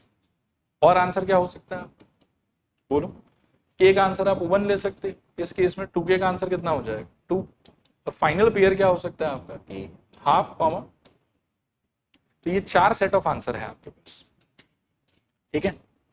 रिपीट करूं कि हो जाए, आ गया समझ? ओके, चल रहे हैं अगले क्वेश्चन की तरफ। देखो इसको, without using Pythagoras theorem show that the points this are vertices of right angled triangle, ठीक है। अभी आप सोचो कि vertices of right angled triangle होने के लिए क्या चाहिए होगा, 90 डिग्री, करेक्ट, ठीक है। अब इसके अंदर में तो क्या है कि शुरू में मेरे को पता नहीं है कि 90 डिग्री कौन सा वर्टेक्स पे होगा, तो मैं एक बार रैंडम ना ऐसा ट्रायंगल बना के इमेजिन करने का ट्राई कर, ठीक है। तो देखो हम करेंगे क्या कि रैंडम पॉइंट्स मार्क कर देते हैं, A4,4, B कितना हो जाएगा बताओ, आई थिंक 3,5, और C कितना हो जाएगा बताओ, तो आई थिंक -1,-1। अब एक तरीका तो ये था पुराना वाला हमारा कि आराम से आप डिस्टेंस फॉर्मूला यूज करके AB, BC और CA निकाल, फिर तीनों का स्क्वायर निकाल। अगर ऐसा लगे कि किसी एक का स्क्वायर बाकी दो के स्क्वायर के सम के इक्वल हो रहा है, दैट मींस कि Pythagoras is valid and hence we can say कि okay it is a right angle triangle. लेकिन ये तो साफ साफ मना करते, बोले नहीं पाइथागोरस नहीं लगाना है, कुछ और करो, और कुछ और करके पता करो कि मान लो कि ये राइट एंगल ट्राइंगल है कि राइट एंगल ट्राइंगल नहीं। तो वो जो कुछ और है ना, वो कुछ और है स्लोप। ठीक है, अब बोलो सर स्लोप कैसे काम करेगा, तो थोड़ा अच्छे से इसको देखना है। ठीक है, can you tell me slope of A B क्या हो विदाउट राइटिंग एनीथिंग। ठीक है, आओ हेल्प करो। स्लोप ऑफ ए बी मेरे ख्याल में क्या होना चाहिए, फॉर्मूला तो यही था ना, y2 minus y1 by x2 minus x1। तो ए बी का तो आपको x1 y1 और x2 y2 पता है, तो आप अगर वो फॉर्मूला अप्लाई करते हैं तो 5 माइनस 4 का ऊपर का आंसर कितना हो जाएगा 1, और 3 माइनस 4 का आंसर कितना हो जाएगा -1। सॉल्व करके ये कितना है -1। चलेगा, आप मेरे को इसी फोटो में बताओ कि स्लोप ऑफ बी सी कितना हो। आई थिंक 5 माइनस -1, तो मेरे ख्याल में ऊपर यहाँ से 6 और 3 प्लस 1 ये कितना आ जाएगा 4। सॉल्व करने पे कितना हो जाएगा 3/8। चलेगा, फिर आप मेरे को बताओ कि स्लोप ऑफ ए सी कितना हो इसी तरीके से। तो आई विल से कि 4 माइनस -1 कितना आ जाएगा 5, और वापस से 4 माइनस -1 कितना आ जाएगा 5, और कट के कितना आ जाएगा 1। ठीक है, do you remember one condition, if the lines are perpendicular to each other then m1 into m2 is equals to -1, ऐसा होता था। तो यहाँ पर आपने तीनों लाइन का, ये तीनों साइड का स्लोप ढूंढ लिया। अब आप चेक करो कि जो जो स्लोप आपके पास में आया है, क्या उनमें से किसी दो का प्रोडक्ट -1 हो रहा है। आंसर इज यस, हो रहा है। इसका और इसका प्रोडक्ट क्या हो रहा है -1, यानी कि ये जिस लाइन का स्लोप है और ये जिस लाइन का स्लोप है, वो लोग दोनों एक दूसरे से कितने एंगल पे रहा हो 90 डिग्री। ठीक है, यहां से मैं कह सकता हूं कि सिंस, सोचना ध्यान से, slope of A B times slope of A C is equals to मेरे आया -1। देयरफॉर आई कैन से कि लो A B has to be perpendicular to A C, and therefore इन लोग दोनों में कॉमन लेटर कौन सा है ए, तो angle A is equals to कितना हो जाएगा 90 degree, and therefore yes it is a right angle triangle. ठीक है, तो आप सोल्यूशन में ये लिख लो, पहले आप लिखो कि स्लोप ऑफ ए बी ये आएगा, स्लोप ऑफ बी सी ये आएगा, स्लोप ऑफ ए सी ये आएगा, फिर लिखना कि since this is this therefore this is this and hence angle A equals to 90 degree. ठीक है, कर लो कॉपी। चलो अगला क्वेश्चन देखते हैं। देखो 5 number, using slopes show that the points this this this are collinear. देखो कोलिनियर का आइडिया हम पहले भी कर चुके हैं। पहले कौन से आइडिया से कोलिनियर करते थे, एरिया ऑफ ट्राइंगल के आइडिया से, कि एरिया ऑफ ट्राइंगल निकालो, अगर 0 आ गया तो क्या बोल देंगे ये कोलिनियर हो जाएगा। आज मैं आपको कोलिनियर प्रूव करने का एक शॉर्ट एंड सिंपल तरीका समझाने का ट्राई करूंगा, which is not based on area of triangle. ध्यान से देखना, सपोज करो कि आपके पास में 3 पॉइंट है, और अगर मैं ऐसे रैंडमली मान लूं एक बार के लिए हाँ ये लोग सच्ची में कोलिनियर है, क्योंकि बोल रहे हैं ना कि शो करके दिखाओ कि ये कोलिनियर है, तो अगर सच्ची में कोलिनियर है तो तीनों का तीनों पॉइंट मेरे ख्याल में सेम लाइन पे आना चाहिए। ए कितना है बताओ 6, बी कितना है आपका 5, एंड सिमिलरली सी कितना है आई थिंक 2, और सच्ची में अगर ये लोग कोलिनियर है तो मेरा एक बहुत ही सिंपल सा क्वेरी है मेरे मन में, आप मेरे को वो थोड़ा सॉर्ट करके बताओ कि ए और बी के हेल्प से भी I can find the slope of the green line, B और सी के हेल्प से भी I can find the slope of the green line, and A और सी के हेल्प से भी I can find the slope of the green line. But अगर ये लोग सबका सब सेम लाइन पे है तो everybody will be telling the slope of green line only. आया बात समझ, तो टेक्निकली इन सारे का स्लोप क्या होना चाहिए, सेम होना चाहिए। तो जब भी आपको कोलिनियर प्रूफ करना हो ना आज के बाद में, तो आप कभी भी वो लंबा वाला एरिया ऑफ ट्राइंगल का आइडिया यूज नहीं करो। कोलिनियर के लिए अगर 3 पॉइंट कोलिनियर प्रूफ करना है तो पेयर वाइज किसी 2 पेयर का स्लोप निकालो, इवन थर्ड को भी देखने का जरूरत नहीं होती। 2 पेयर का स्लोप अगर आप निकालते हैं और वो दोनों स्लोप का आंसर आपका मैच हो गया तो यू कैन इमीडिएटली क्लेम कि okay all the 3 points are collinear. फिर से मैं अपने आइडिया को रिपीट करता हूँ, इफ यू हैव 3 पॉइंट्स, ठीक है ना, तो आप पेयर वाइज 2 बार स्लोप निकालिए। एक बार मान लीजिए कि ए बी का निकाल लीजिए और एक बार मान लीजिए कि बी सी का निकाल लीजिए, और ए बी का बी सी का स्लोप अगर सेम आया है देन यू कैन से कि okay A comma B comma C have to be collinear, कोई और ऑप्शन है ही नहीं। ठीक है, तो लिखूं स्लोप ऑफ ए बी कितना होगा, ठीक है -1 -0 डिवाइडेड बाय 6 -5, यस सॉल्व करने पे minus, and slope of B C कितना होगा आई थिंक 3 -0 अपॉन में 2 -5, तो ये भी सॉल्व करके -1 ही आ जाएगा। फिर हम बोलेंगे कि since slope of A B is equals to slope of B C, therefore A comma B comma C are collinear. ठीक है, तो इसमें एक छोटा सा डिस्कशन और मैं करना चाहूंगा, हो सकता है कि घर पे जाके ये कंफ्यूजन आपको अराइज हो। मैंने आपको पढ़ाया कि अगर L1 पैरेलल टू L2 तो M1 equals to M2, L1 parallel to L2 तो M1 इक्वल्स टू M2। यहाँ पर लेकिन M1 इक्वल्स टू M2 से मैं पैरेलल नहीं बोल रहा हूँ, मैं तो कोलिनियर बोल रहा हूँ। ऐसा कैसे, होना तो पैरेलल चाहिए था। Slope of A B is equal with slope of B C. तो टेक्निकली क्या होना चाहिए कि ए बी लाइन और बी सी लाइन आपस में क्या होना चाहिए, पैरेलल। लेकिन कंफ्यूज नहीं होना, ए बी लाइन और बी सी लाइन पैरेलल, ठीक है ना, with B point being common, तो ये पैरेलल नहीं हो सकता, इसको ओवरलैप ही करना पड़ेगा। आया बात समझ? पैरेलल होने के लिए तो चारों पॉइंट को अलग होना पड़ेगा कि 2 पॉइंट इसके पास है और 2 पॉइंट इसके पास है। लेकिन अगर कॉमन पॉइंट के साथ में स्लोप इक्वल हो जाए ना, तब पैरेलल नहीं हो सकता, तब उसको ओवरलैप ही करना पड़ेगा। And hence I am saying okay A comma B comma C are collinear, confuse मत हो, ठीक है। तो घर जाके आप वो थ्योरी पढ़ोगे, हो सकता है कि आपके दिमाग में ये है कि sir slope of A B equals to slope of B C, तो मेरे हिसाब से A B parallel to B C होना चाहिए, ठीक है। लेकिन A B parallel to B C में सिंस बी वाला पॉइंट कॉमन है, तो ये दो अलग अलग पैरेलल लाइंस नहीं हो सकते, they have to overlap on one another, that is the logic behind this. चलेगा? तो आज के बाद में ये याद रखना कि अगर 3 पॉइंट है, कोलिनियर प्रूफ कर रहे हैं, तो पेयर वाइज 2 बार स्लोप निकालो, दोनों का स्लोप सेम, तो वी कैन से कि okay the lines are collinear. And even अगर मेरे पास में जस्ट लाइन है और पॉइंट्स है और मुझे पहले से पता है कि दे आर कोलिनियर, तो मैं स्लोप इक्वल भी क्लेम कर सकता हूँ। चलेगा? ओके, अगला क्वेश्चन देखो। Using slopes find the value of x for which the points this are collinear. अब यही चीज एरिया ऑफ ट्रायंगल से करना होता तो बहुत लंबा होता, लेकिन यहाँ पर मेरे को पहले से बोल दिया ना कि ये लोग कौन से सिचुएशन में कोलिनियर है ऑलरेडी। तो अगर ये लोग कोलिनियर है तो पेयर वाइज स्लोप क्या होना चाहिए, सेम। तो आप मन में ऐसा सोच लो कि ये वाला ए पॉइंट है, ये वाला बी पॉइंट है और ये वाला सी पॉइंट है। ऐसे लिखो कि since A comma B comma C are क्या कोलिनियर, देयरफॉर हम कह सकते हैं कि slope obtained from A B should be equal with slope obtained from B C. And this implies A B का slope basically I think 1 minus of minus 1 upon 2 minus x is equals to I think 5 minus 1 upon 4 minus 2. This implies 2 by 2 minus x equals to 4 by 2. तो यहाँ पर 2, ये 2 भी cut के 1. So ultimately मेरे ख्याल में 1 is equals to 2 minus x and finally x equals to शायद 1 आ जाएगा। आया है? समझ में भी आ गया पूरा? नेक्स्ट नंबर 7 देखो। If 3 points this lie on the same line then show that this. ये क्वेश्चन सेम टू सेम मेरे को लगता है कि हम पहले कर चुके हैं, याद है आप लोग?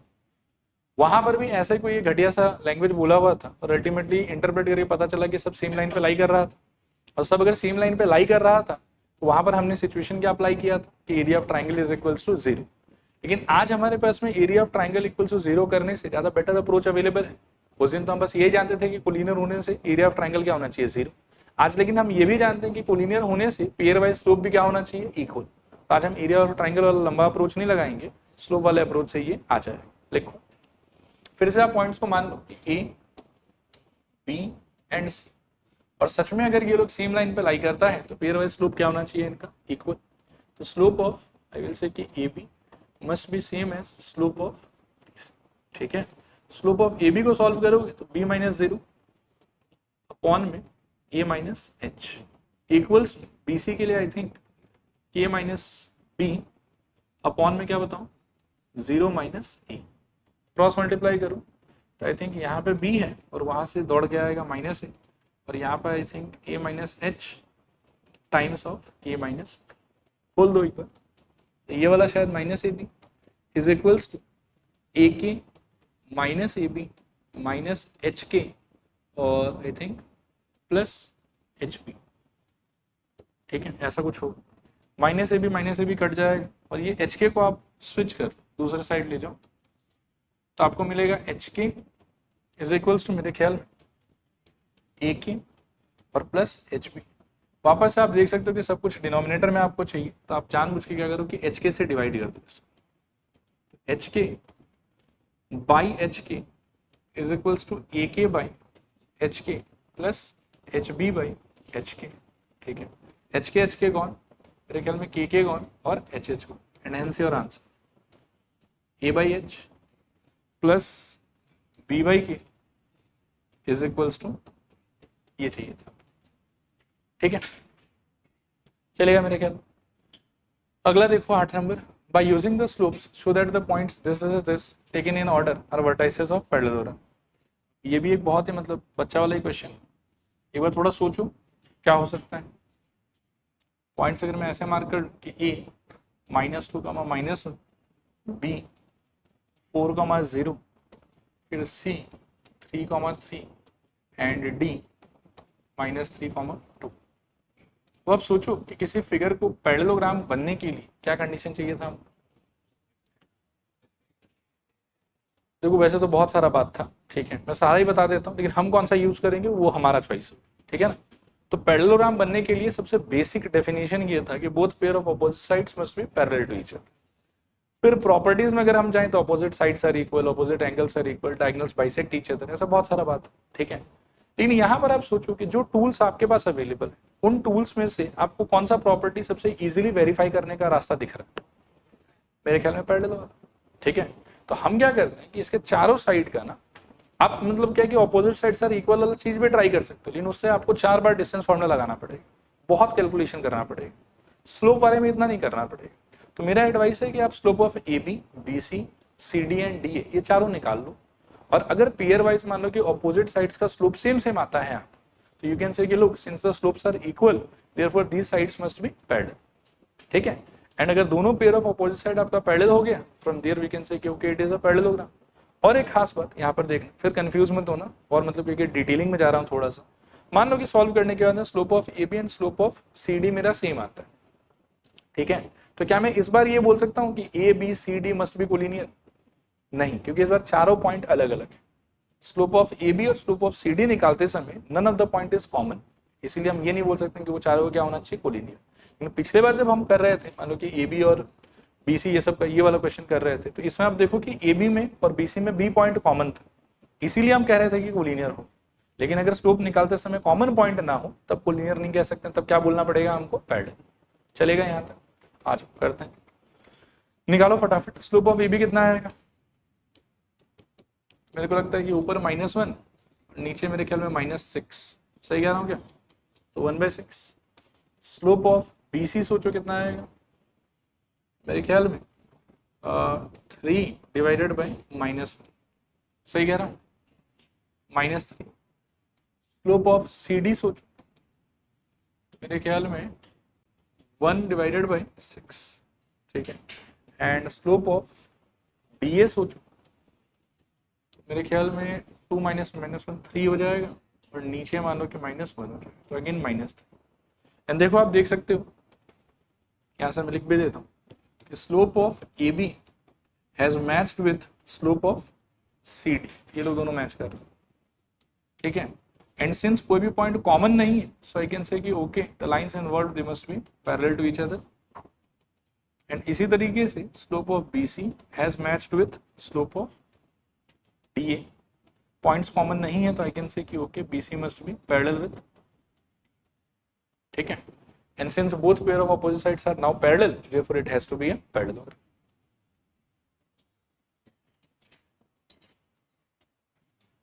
चलो देखो अगला question, 9 number. A quadrilateral has vertices at the points this, बढ़िया बात है। Using slopes show that the midpoints of the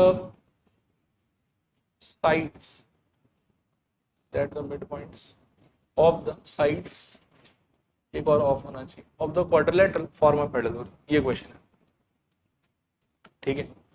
again I will say कि थोड़ा सा भी आपको परेशान नहीं होना चाहिए, बहुत ही सिंपल सा ही आइडिया है। मैं ऐसा कुछ एक रैंडम सा बना देता हूँ, ठीक है। और अब आप देखें कि इसके मिड पॉइंट्स को जोड़ के क्या बनना चाहिए, तो मेरे ख्याल में ऐसा कुछ बनना चाहिए,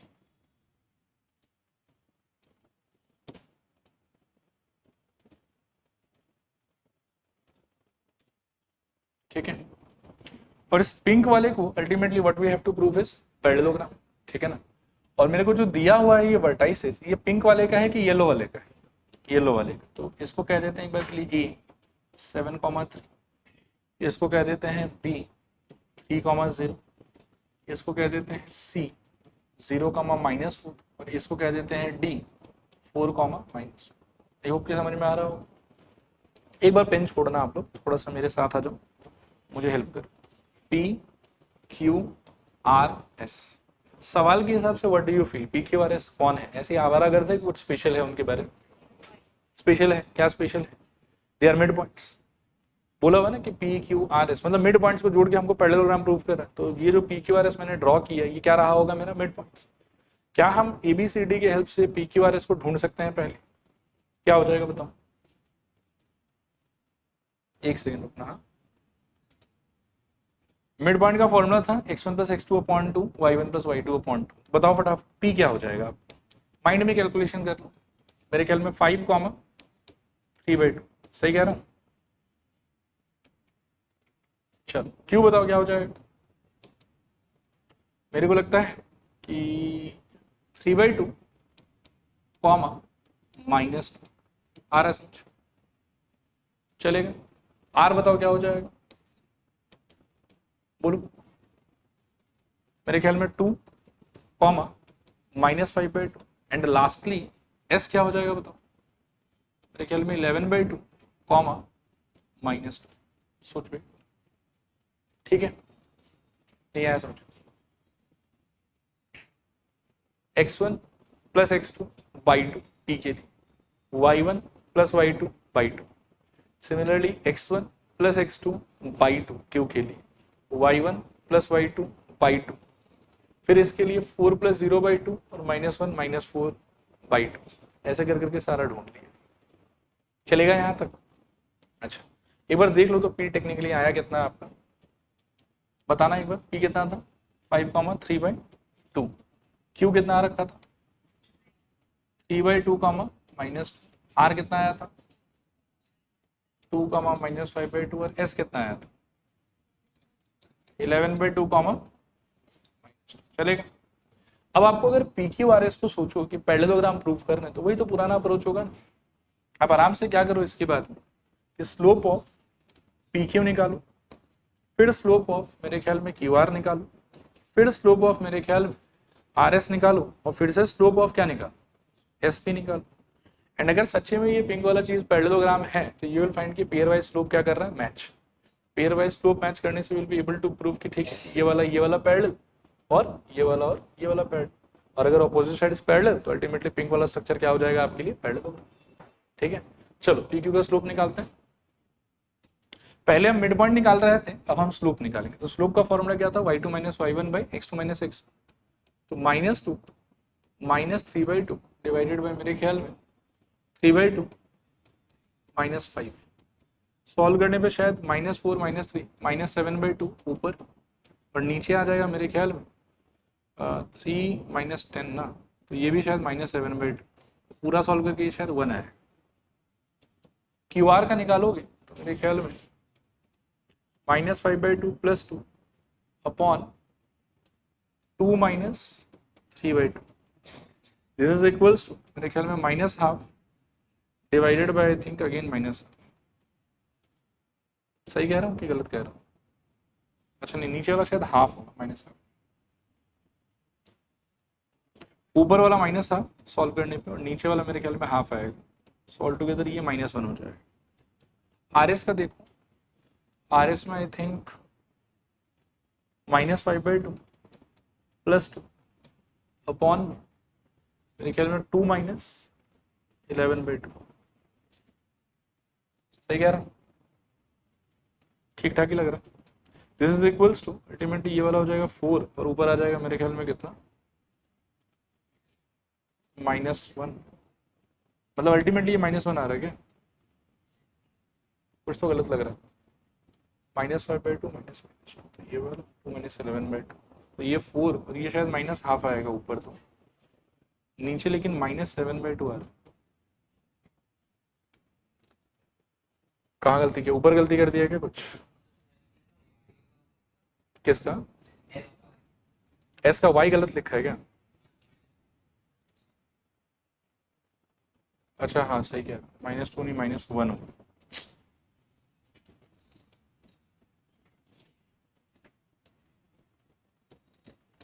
(11/2) और -1 -3 -4। अच्छा नहीं, -2 ही तो लग रहा है, -1 क्यों? पॉइंट्स एक बार देख लो। अच्छा हाँ, ऐड करेंगे ना, सॉरी। ठीक है ठीक है ठीक है, 1 सही कह रहे हो। और 1 अगर लेते हो तो उस हिसाब से आर एस में क्या बदलाव आएगा? मेरे ख्याल में -5/2 -1 अपॉन 2 -11/2। सॉल्व करने पे शायद ऊपर भी -7/2 और नीचे भी -7/2, कट की ये हो जाएगा 1। लास्टली एस पी मेरे ख्याल में 3/2 -1 डिवाइडेड बाई 5 -11/2। सॉल्व टुगेदर ये हो जाएगा मेरे ख्याल में ऊपर हाफ और नीचे हो जाएगा शायद से -1/2, ये आएगा -1। अब यहाँ से आप देख सकते हो कि पेयर वाइज जो है वो स्लोप आपका मैच कर, ठीक है। इसका ये लिख लो, therefore slope of PQ is equal with slope of RS. Therefore, PQ parallel RS and slope of QR is equal with slope of SP. This implies QR is parallel with SP. And इसके नीचे therefore PQRS is a parallelogram. Therefore, PQRS is a parallelogram. चलेगा, कुछ भारी भरकम नहीं था, सब basic ideas का ही थोड़ा रिपीटेड एप्लीकेशन। देखो अगला क्वेश्चन, देखो पढ़ो इसको।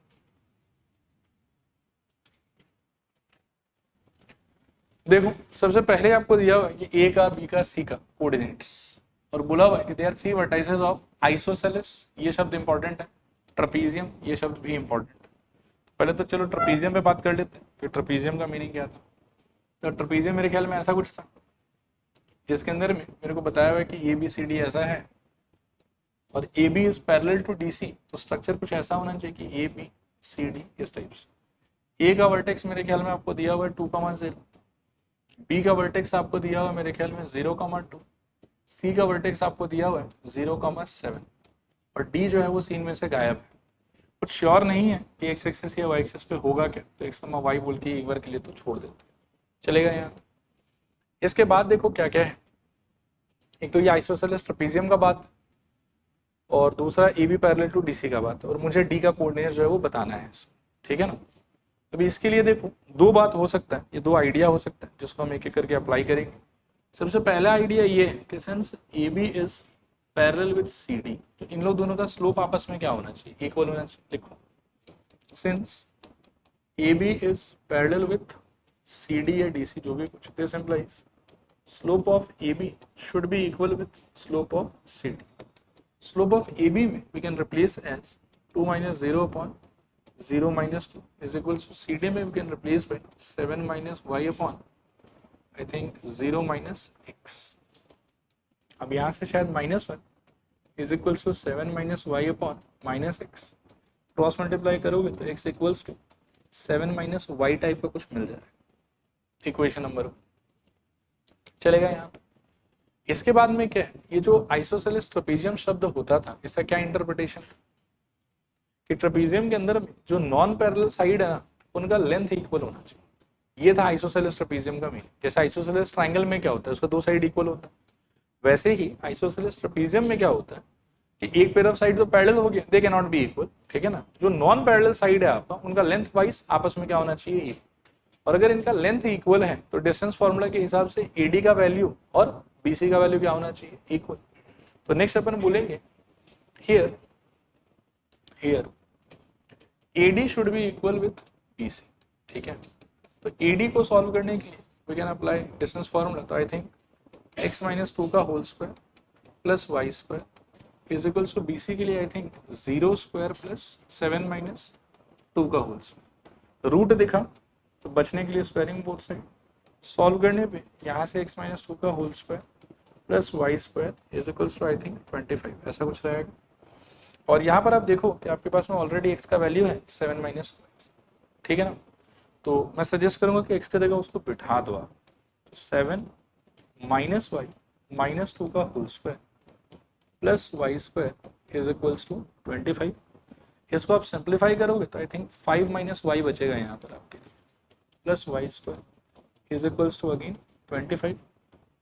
अगले पेज पे 5 - y का होल स्क्वायर खोलते हैं तो I think 25 - 10y plus y square is equals to 25, ऐसा कुछ था।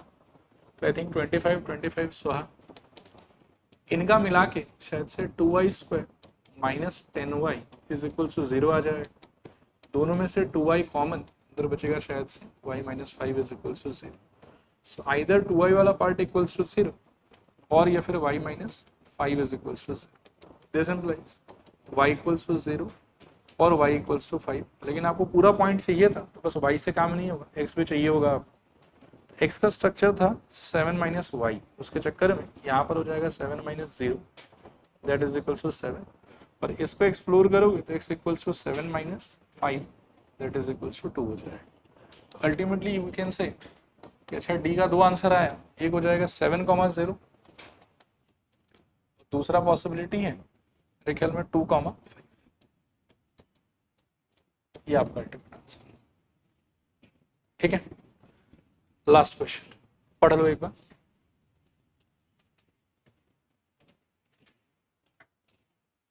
बोलो क्या हो सकता है।